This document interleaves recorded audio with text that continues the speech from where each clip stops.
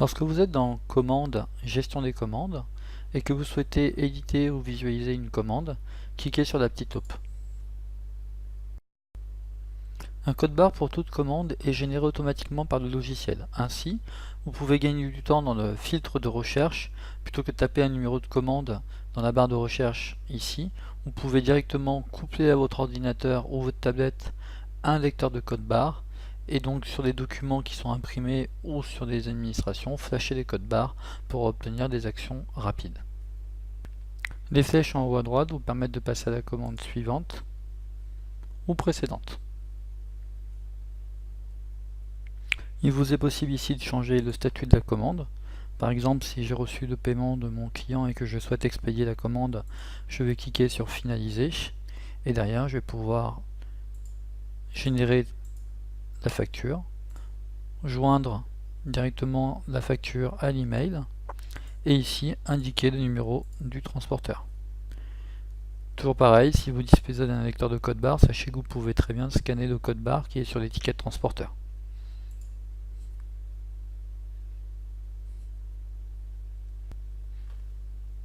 Ces raccourcis ici vous permettent d'imprimer directement les bons de préparation et les bons de livraison. Donc sachez que vous pouvez contrôler les différents éléments de ces documents dans le paramétrage de la gestion des commandes. Si pour une raison diverse vous souhaitez modifier la commande pour ajouter ou supprimer des articles ou des quantités, cliquez sur modifier. Vous avez ici un accès total aux différents éléments qui vont constituer la commande et vous pouvez intervenir facilement pour changer les prix ou encore rajouter des nouveaux produits.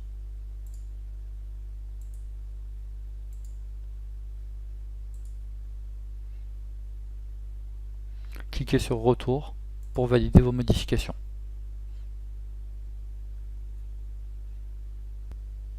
Dans le cas où vous attendez un paiement différé de la part de votre client, par exemple ici notre commande a été générée le 31 août, je vais dire que le paiement est exigé le 30 septembre. Et ici, avec le petit plus, vous pouvez enregistrer chaque montant de paiement qui a été effectué. Donc par exemple aujourd'hui, je vais dire que j'ai reçu un acompte de 50 € par chèque sur cette commande. Un système de relance ensuite vous permet, à partir de la date limite de paiement, de vous ressortir les commandes qui doivent être réglées à une date donnée.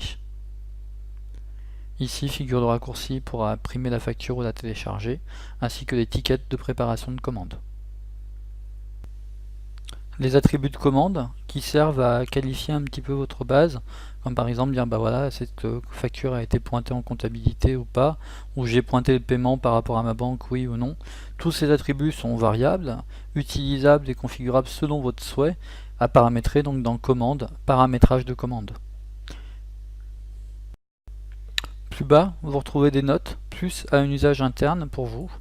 Ici, vous inscrivez par exemple des commentaires sur le traitement de la commande ou autre. Cela a pour but du coup d'enregistrer une note. Ici figurent les informations sur le client avec des raccourcis directs pour ouvrir sa fiche client, lui envoyer un email ou même se connecter sur son espace client côté acheteur, donc front office de votre site internet.